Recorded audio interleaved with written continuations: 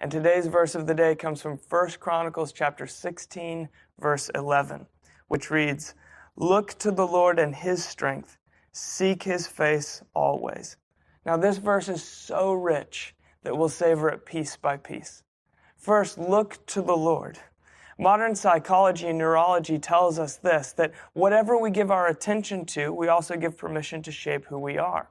What you let into your mind does more than just affect a passing thought. It actually shapes who you are and comes out of you in speech and in action. What you give your attention to is the person that you become. So give your attention to the Lord, the only one who knows you well enough and loves you completely enough to tell you who you are and shape you into your created being.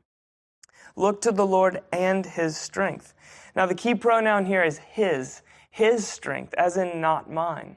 Original sin, all the way at the beginning of the biblical story, is an attempt to take what we can only receive. And ever since then, human beings have always had this insatiable appetite to try to lean on our own strength, to provide for myself, defend myself, protect myself. And so how is it that we access true strength that belongs to him?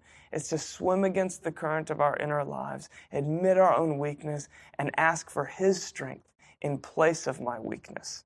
Seek his face. Now, Scripture tells us again and again to seek his face, but never once does it tell us to seek his hand. And yet I find in myself this tendency to ask God for what I want from him more than to ask for him with me in the midst of the need. So I ask for some kind of blessing or some kind of intervention or some kind of favor. But of course, the greatest gift is the giver himself.